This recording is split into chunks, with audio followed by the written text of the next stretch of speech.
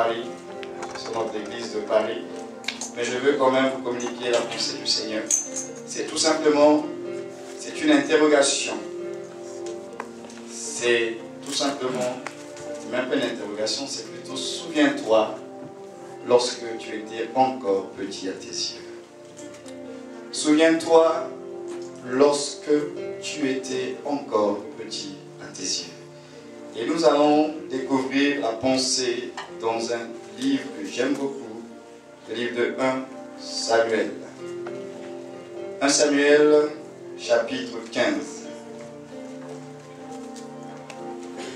Vous savez, nous avons souvent l'habitude de dire à Dieu, Seigneur, souviens-toi de ta parole, Seigneur, souviens-toi de tes promesses, Seigneur, il est écrit, Seigneur, Seigneur, Seigneur.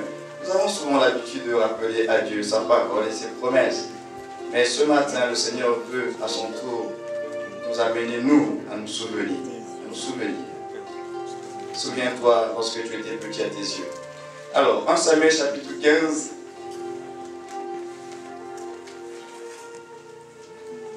Au verset 1er. La parole de Dieu déclare, Samuel dit à Saül, c'est moi que l'Éternel a envoyé pour t'oindre roi sur son peuple, sur Israël. Écoute donc ce que dit l'Éternel. Ainsi parle l'Éternel des armées. Je me souviens de ce que Amalek fit à Israël lorsqu'il lui ferma le chemin à sa sortie d'Égypte. Va maintenant, frappe Amalek et dévouer par interdit tout ce qui lui appartient. Tu ne l'épargneras point et tu feras mourir hommes et femmes, enfants et nourrissons, bœufs et brebis, chameaux et ânes. Ça, c'est la recommandation que Dieu donne à Saül à travers son serviteur Samuel. Alors nous allons directement au verset 17, d'où est tirée notre pensée de ce jour. Samuel dit, lorsque tu étais petit à tes yeux, n'es-tu pas devenu le chef des tribus d'Israël, et l'Éternel ne t'a-t-il pas oint pour que tu sois roi sur Israël? L'Éternel t'avait fait partir en disant, va et dévoue par interdit ces pécheurs, les Amalécites. Tu leur feras la guerre jusqu'à ce que tu les aies exterminés. Pourquoi n'as-tu pas écouté la voix de l'Éternel? Pourquoi t'es-tu jeté sur le butin et as-tu fait ce qui est mal aux yeux de l'Éternel? Saül répondit à Samuel, j'ai bien écouté la voix de l'Éternel et j'ai suivi le chemin par lequel m'envoyait l'Éternel. Verset 7, on repart en arrière encore, du même chapitre.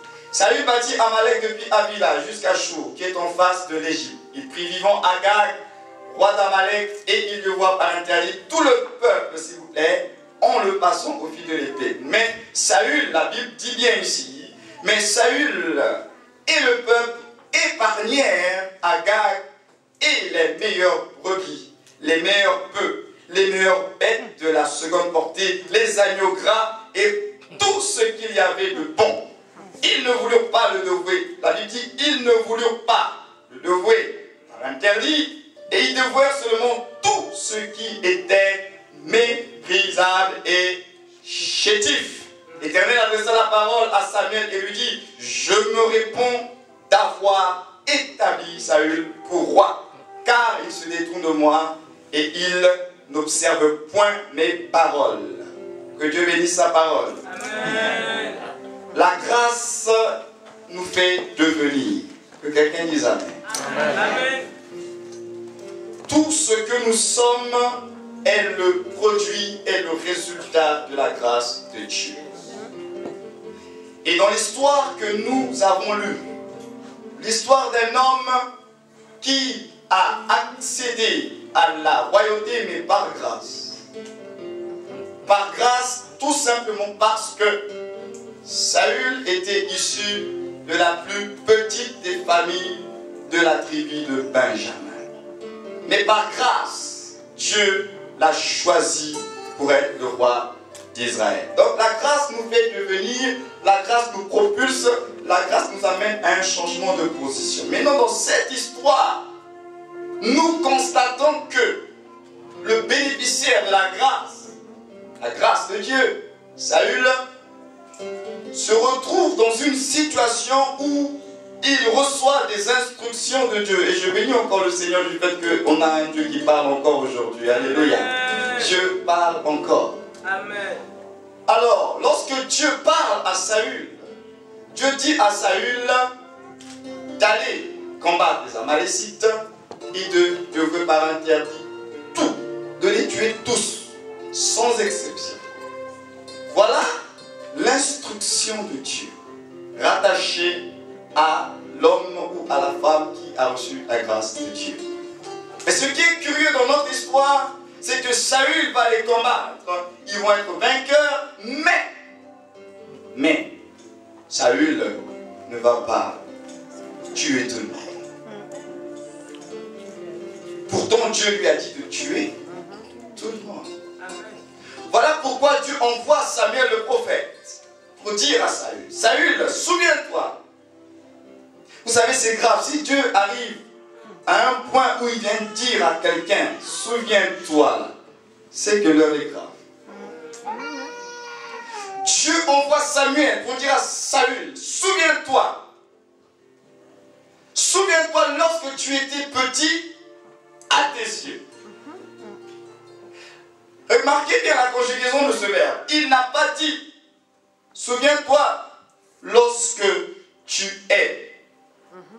Il parle du passé, n'est-ce pas? Lorsque tu étais, il parle de son passé, il parle de son histoire. En d'autres termes, Dieu est en train de rappeler à Saül, aujourd'hui tu es roi d'Israël, mais tu as une histoire.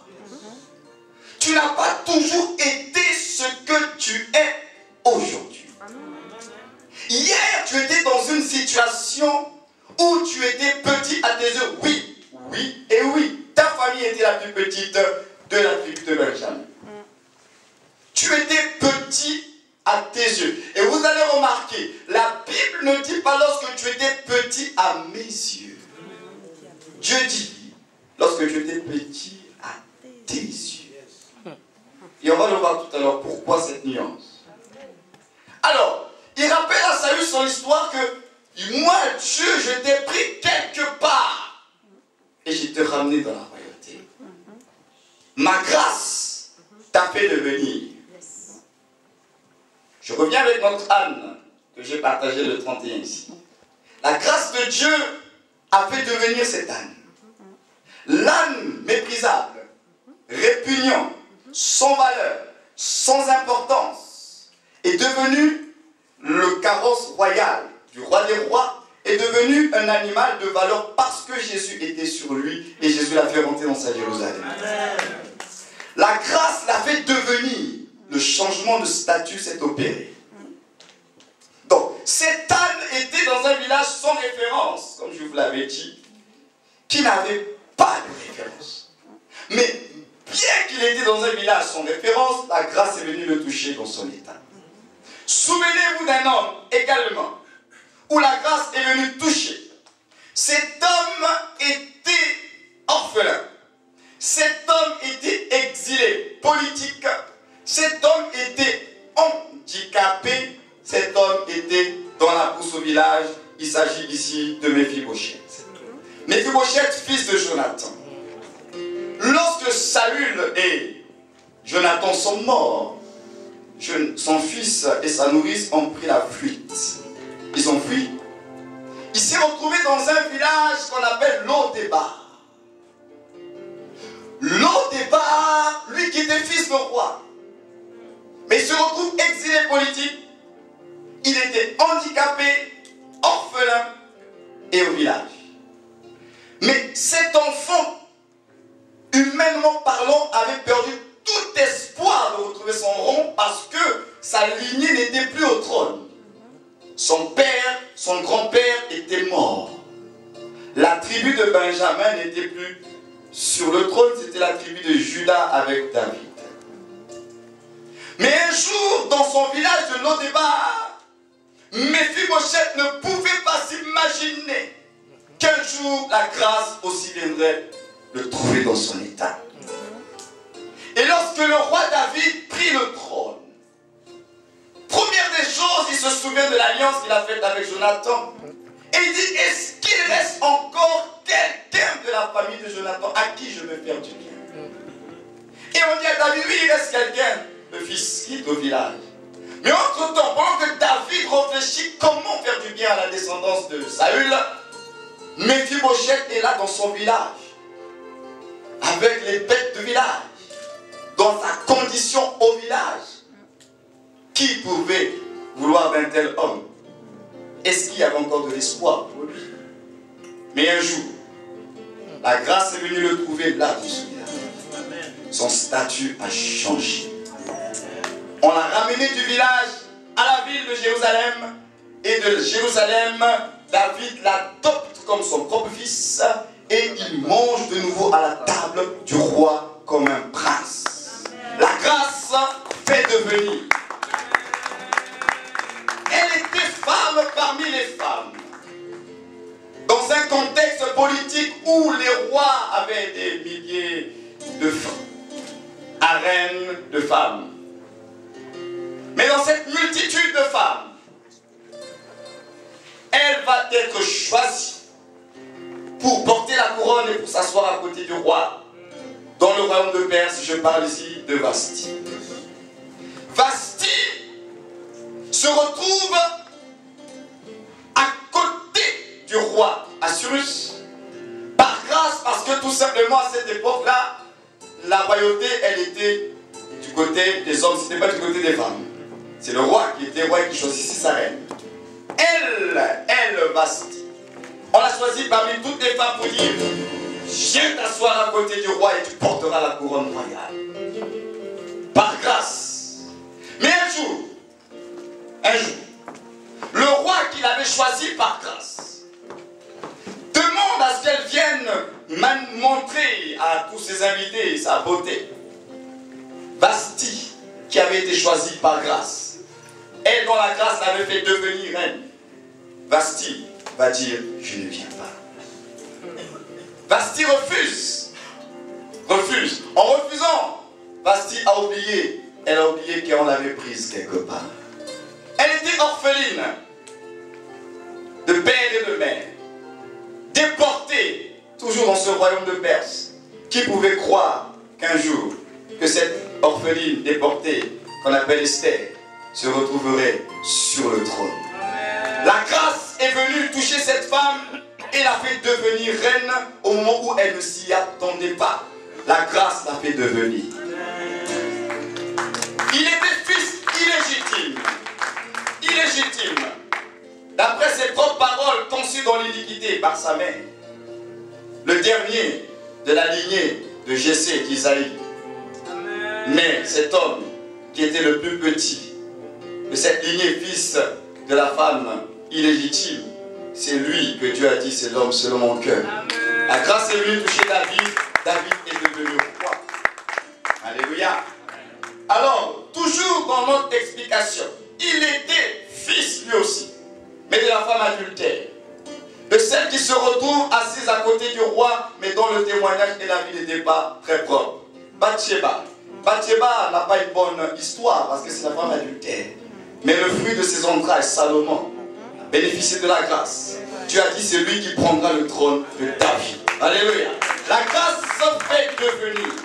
Maintenant la question, c'est que lorsque la grâce nous fait devenir, il ne faut pas qu'on oublie qu'on a été tiré quelque part.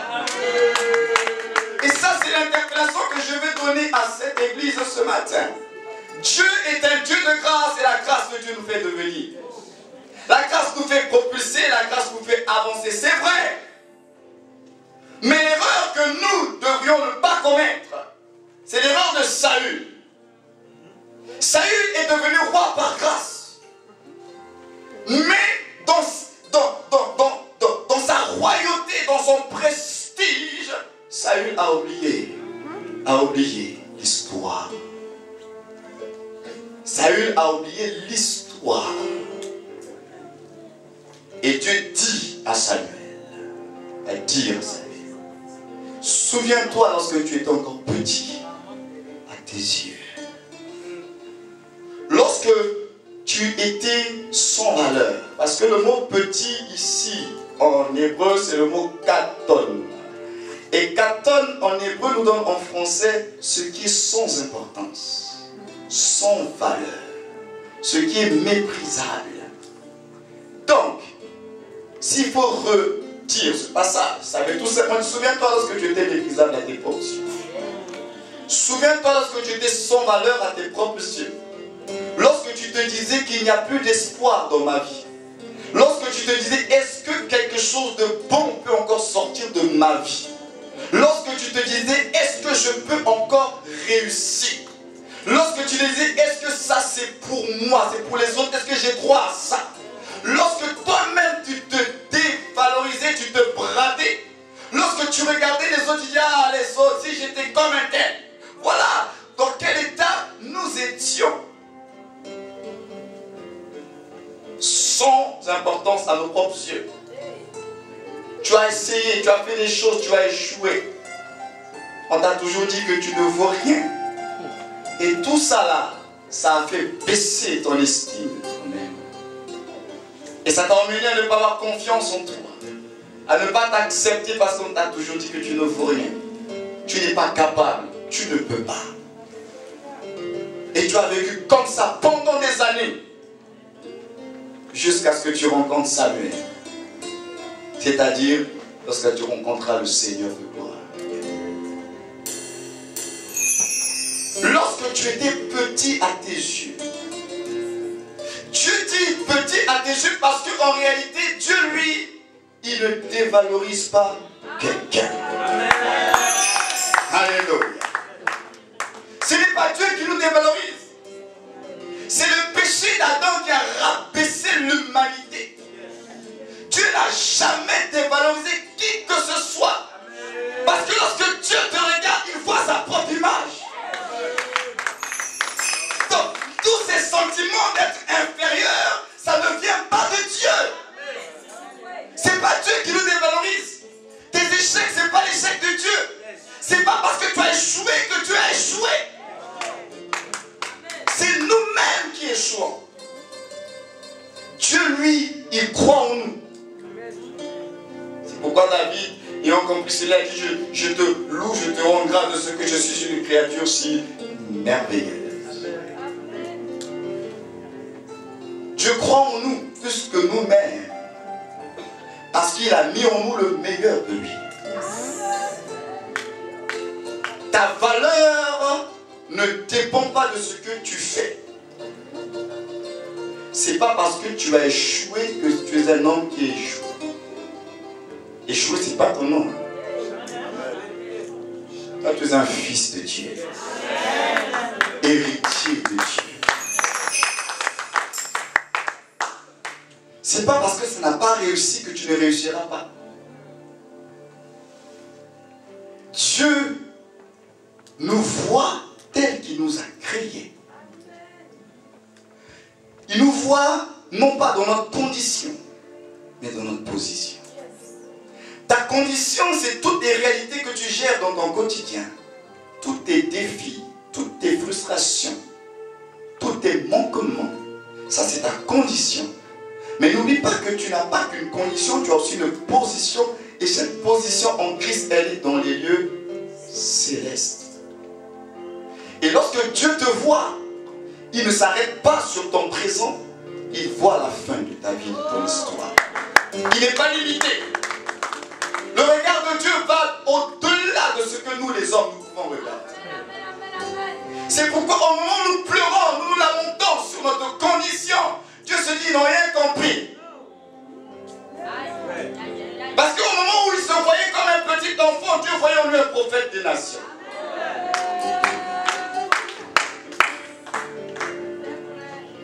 Dieu ne voit pas comme toi et moi nous voyons. Il voit la fin avant le commencement. Saül avait oublié s'il était arrivé là, c'est parce qu'un jour, Dieu est venu à lui. Et qu'il n'avait pas mérité ça. C'est la grâce de Dieu. Lorsque tu étais petit à tes yeux. Maintenant, ce qui nous étonne dans l'histoire de Saül, là, c'est que malgré que Saül n'a pas obéi, là, respecté, mais il se permet quand même de dire au serviteur de Dieu que j'ai écouté la voix de Dieu. Amen. Lorsque j'ai lu ça, j'ai été choqué. J'ai dit, c'est pas possible. Saül dit, j'ai écouté la voix de Dieu. Question. Qu'est-ce que la voix de Dieu avait dit à Saül? Parce qu'il dit qu'il a écouté la voix de Dieu. Qu'est-ce que Dieu avait dit? Dieu avait dit de décimer tout le monde. Les bons comme les mauvais là, du troupeau. Il a dit, décimez-moi tout. Lui et les hommes, ils ont pris les meilleurs morceaux et ils ont détruit le reste, ce qui était méprisable. Ils pensaient que Dieu serait content parce qu'ils se sont dit que les meilleurs morceaux là, nous allons l'apporter en offrant en sacrifice à Dieu. Pourtant l'intention était bonne. Mais est-ce que c'était ça la voix de Dieu? L'intention était bonne. Il a dit, les meilleurs morceaux, c'est pour l'Éternel, notre Dieu. Mais la voix de Dieu n'a pas dit que Dieu avait besoin de cette offrande. Dieu a dit, dévoué par interdit tout. En réalité, qu'est-ce que Dieu cherchait? Et c'est la même chose que dans le jardin d'Éden. Qu'est-ce que Dieu cherchait? Il cherchait un seul respect du principe. Le principe de l'obéissance. Dieu cherchait le principe de l'obéissance. Lorsque Dieu planta le jardin en Éden, et qu'il mit cet arbre de la connaissance du bien et du mal et l'arbre de la vie, qu'est-ce que Dieu recherchait? Il recherchait qu'une seule chose. Comment l'homme qu'il a créé à son image et à sa ressemblance va-t-il s'auto-déterminer? Est-ce qu'il va obéir ou bien il ne va pas obéir? Mes amis, le problème de l'humanité, c'est un problème de désobéissance ou bien d'obéissance. Le péché, c'est un problème de désobéissance. Amen. C'est une affaire d'obéissance ou de désobéissance. Et Dieu, depuis la nuit des temps jusqu'à aujourd'hui, il cherche, il poursuit pour voir dans nos vies, est-ce que nous avons un cœur obéissant? Voilà pourquoi, à cause de la désobéissance d'un homme, Adam, le péché est rentré dans l'humanité. Mais entre-temps, à cause de l'obéissance aussi d'un homme, Christ, la grâce, le salut sont rentrés dans le monde. Donc, mes amis, l'affaire de l'obéissance et de la désobéissance là, les enjeux de ta vie, de ton épanouissement, de ton élévation, de ta bénédiction, ça dépend de ça. Pas d'obéissance, pas de bénédiction. Et si tu as la bénédiction, alors dis-toi bien que ce n'est que la grâce que Dieu te fait. Mais cette grâce-là, elle t'a été donnée pour que tu réfléchisses. Pas parce que Dieu est d'accord avec ce que tu fais, mais pour que tu réfléchisses. Parce que la bénédiction, c'est le résultat de notre obéissance. Tu peux activer comme désactiver ta propre bénédiction par ta désobéissance. La faveur de Dieu, ça se mérite.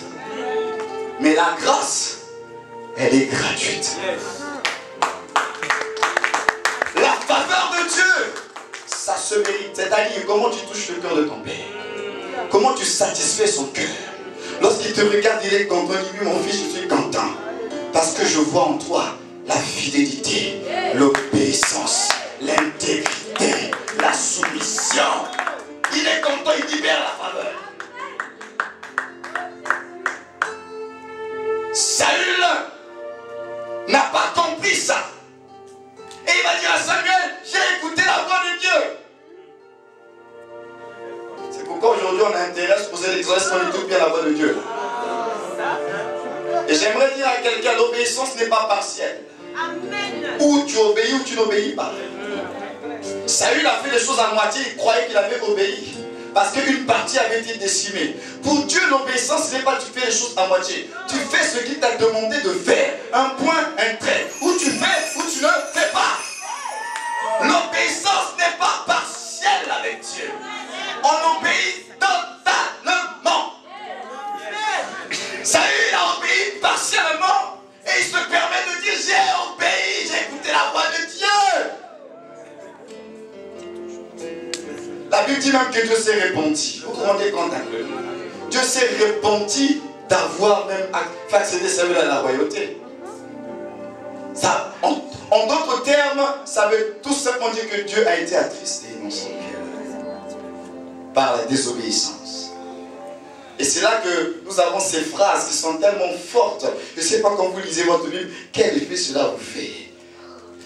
Il a dit que l'obéissance vaut mieux que le sacrifice. Quand vous lisez une telle parole de l'Écriture, comment vous réfléchissez là-dessus? À cause de Saül, cette célèbre phrase, l'obéissance vaut mieux que le sacrifice. Le Dieu que nous prions est un Dieu de principe. Amen. Dieu est soumis à sa propre parole. Amen. Tu ne peux pas le faire bouger de sa parole. Il est dans les principes. Amen. Le principe de l'obéissance est un principe cher au cœur de Dieu. Vous pouvez faire tout ce que vous pouvez faire. Mais si Dieu ne voit pas l'obéissance dans le cœur, ça ne sert à rien. C'est pourquoi je dis que dans la vie chrétienne, arrêtons de flatter Dieu. Amen. Arrêtons de l'impressionner. Dieu lui veut voir l'obéissance, il ne veut pas voir autre chose. Nous impressionnons le Seigneur et nous pensons que c'est ça qui va le pousser à agir. L'obéissance vaut mieux que le sacrifice. Nous pouvons faire tous les sacrifices que l'on peut faire, mais si on n'a pas un cœur obéissant, des bons fils là, devant le Seigneur, le sacrifice pour Dieu est zéro. Ce qui réjouit le cœur de Dieu, c'est notre cœur obéissant. Et il dit même ceci que car la désobéissance est aussi coupable, s'il vous plaît, que la divination. Vous vous rendez compte? La désobéissance, verset 23, est aussi coupable que la divination. Et la résistance ne l'est pas moins que l'idolâtrie et les thérapies. Puisque tu as rejeté la parole de l'Éternel, il te rejette aussi comme roi. Amen. C'est la parole de Dieu, c'est pas ma parole. Dieu, il n'a pas changé. Dieu ne va pas changer à cause de vous et moi. Dieu est Dieu. Il est le même hier, aujourd'hui et éternellement. Il y a des principes qu'il faut respecter. La désobéissance est aussi coupable que la divination. Ça veut donc dire que celui qui fait la divination, qui fait ses cartes, qui fait l'astrologie, qui fait sa magie, qui fait sa sorcellerie, Dieu estime que lorsque nous désobéissons, on est pareil.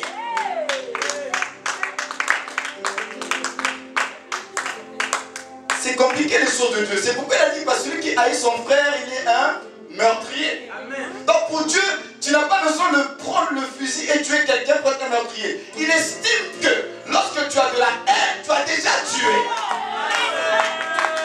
Donc, faisons attention avec les choses. Il dit que la désobéissance, c'est comme la divination. Voilà pourquoi il a rejeté Saül. Dieu ne joue pas avec la carte d'obéissance. Lorsque Moïse n'a pas obéi à l'instruction de Dieu, il a dit tu dois me sanctifier devant le peuple. Moïse n'a pas sanctifié Dieu. Il a frappé 2 fois le rocher. Dieu l'a rejeté. Moïse a intercédé. Il a prié. Dieu a dit arrête. Tu n'entreras pas. Entre-temps, on peut être choqué. Moïse était choisi de Dieu. Il a fait sortir le peuple d'Égypte. Mais à cause de la désobéissance, Dieu a été implacable. S'il a fait avec Moïse, c'est pas avec toi, c'est pas avec moi qu'il ne le fera pas. L'obéissance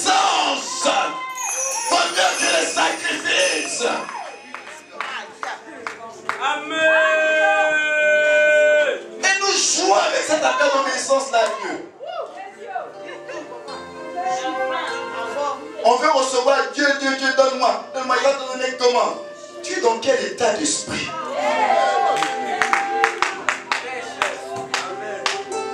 Saül, à cause de la désobéissance, s'est retrouvé rejeté de la royauté.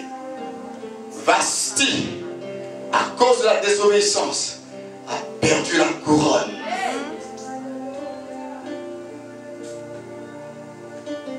Dieu ne cherche qu'une seule chose, l'obéissance. Les enjeux de ta vie, c'est là. Jésus dans le jardin de Gethsémani, il pouvait ou ne pas accepter d'aller jusqu'à Golgotha. Tout se jouait là. Le sort de l'humanité, le salut de l'humanité, les enjeux, ça se passait dans un jardin appelé Gethsémani. Si Jésus, à Gethsémani, avait dit non, je ne vais plus, à cause de la souffrance, le salut n'aurait pas été manifesté. Mais lui, il a obéi. Non pas ma volonté, mais ta volonté. Là où le premier Adam a échoué dans un jardin appelé Éden par la désobéissance, le second Adam, Christ, a réussi dans un autre jardin appelé Gethsémani par l'obéissance. Le premier a apporté la mort, le second a apporté la vie par l'obéissance. L'obéissance. Nous avons des raisons d'obéir à Dieu parce que si on regarde notre vie, là, ce que nous étions avant Jésus, là, ce que nous étions avant Jésus, là, aujourd'hui on est debout, on est heureux. Notre vie, elle a un sens, mais c'est parce que Jésus est venu donner un sens. Mais avant Jésus, là, chacun de nous sait comment il était. Chacun de nous sait dans quel état d'esprit il était. Quels étaient les projets que tu avais? Quelles étaient les pensées qui t'animaient? Peut-être que beaucoup, si Jésus n'était pas venu, seraient déjà suicidés, ne serait-il là de ce monde? N'est-ce pas Jésus qui est venu régler votre vie? Et c'est Jésus-là qui vous a fait devenir, nous oublions qu'il nous a pris quelque part et on veut considérer que l'on mérite ce qu'on a aujourd'hui. Non, mes amis, la Bible déclare tout don parfait, toute grâce excellente viennent d'en haut, viennent de Dieu. Il a dit: de qui suis-je le débiteur? Il ne doit rien à personne, mais nous on lui doit tout. Et on veut marchander avec Dieu. On veut faire le malin avec Dieu. Mais s'il enlève seulement le souffle de vie qu'il t'a donné, tu vas être le cadavre. On parlera de toi au passé. Et on va changer ton nom. Si tu t'appelais Geneviève, on va t'appeler la décédée. On va t'appeler la défunte. On va t'appeler Feu. Ton nom va changer. Si lui enlève ce qu'il a investi en toi, c'est terminé. On a des raisons d'apprécier la grâce de Dieu et de dire: Seigneur, merci. Nous ferons les actions de grâce. C'est pourquoi il y a des choses que tu dois retenir. Nous qui avons accédé à la royauté en Christ Jésus, la première des choses que tu dois reconnaître, c'est l'esprit de reconnaissance. La reconnaissance est un élément fondamental qui réfugie le cœur de Dieu. Lorsque tu n'es pas reconnaissant, quelque part tu voiles la gloire de Dieu.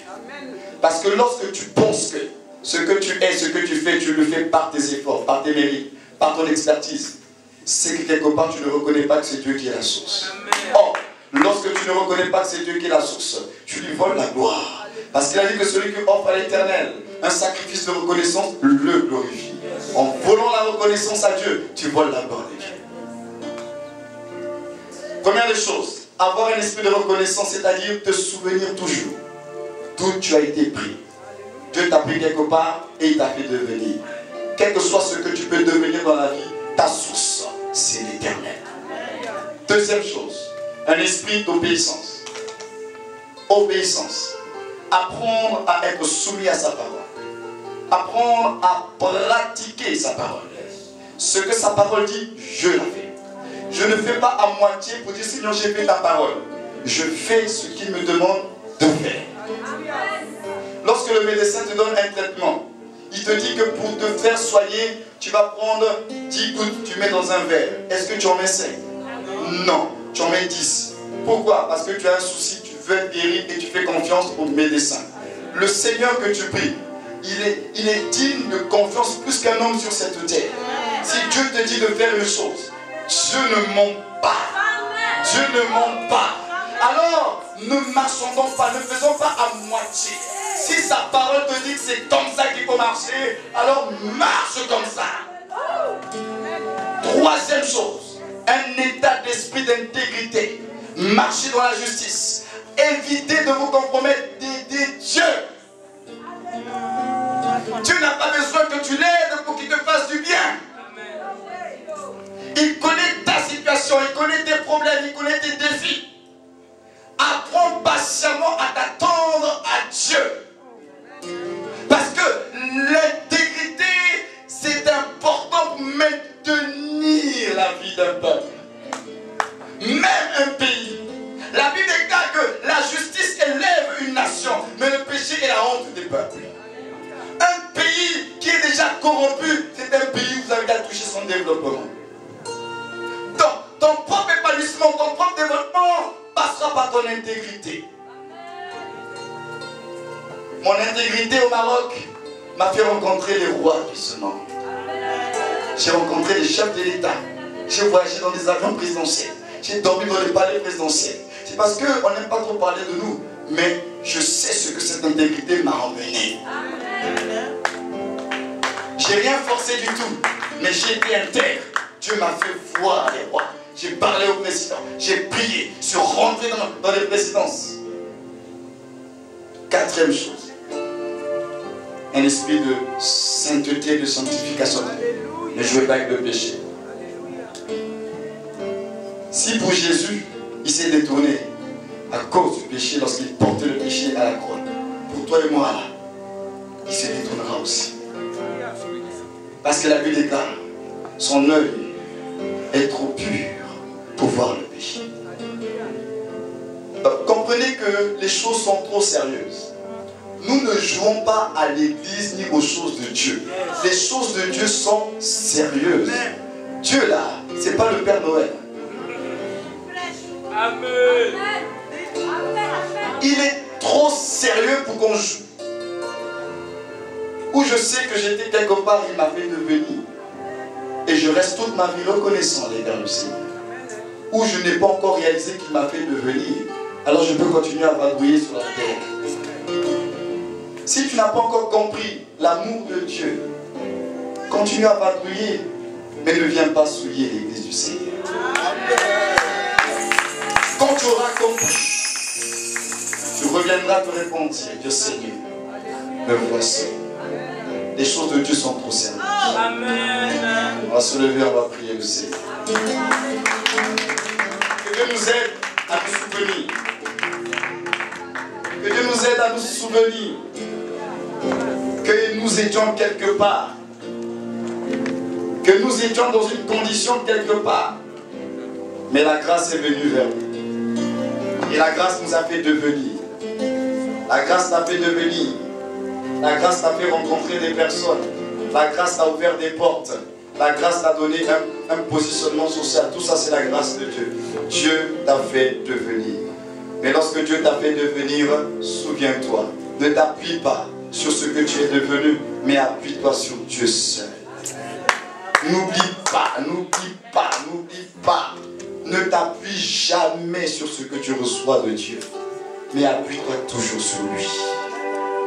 Appuie-toi sur le donateur plutôt que sur les dons. Appuie-toi sur le Seigneur de gloire. Fais comme David, malgré tous ses exploits, il cherchait toujours à venir auprès de Dieu pour chercher à comprendre. Seigneur, je fais comment? Il ne s'appuyait pas sur ses victoires passées pour dire, Seigneur, j'ai toujours battu les Philistins, j'irai, j'ai plus besoin de toi. Malgré tout, David venait toujours consulter l'Éternel. Il ne pouvait pas faire quelque chose sans s'appuyer sur Dieu. Voilà un homme qui avait un cœur reconnaissant. Il savait, la meilleure des stratégies, c'est celle de Dieu. La meilleure des directions, c'est celle du Seigneur. peux tout simplement faire cette prière. Seigneur, aide-moi à réaliser que je dois être reconnaissant, obéissant, intègre et saint. Tu as dit que tu feras de nous un royaume de sacrificateurs, un royaume des personnes qui sont saintes. Il dit, soyez saints comme je suis saint. Que Dieu nous aide à comprendre ces 4 vérités afin d'avancer dans la vie. Tu peux prier pour toi-même. Alléluia. Mets ta parole sous mes pieds.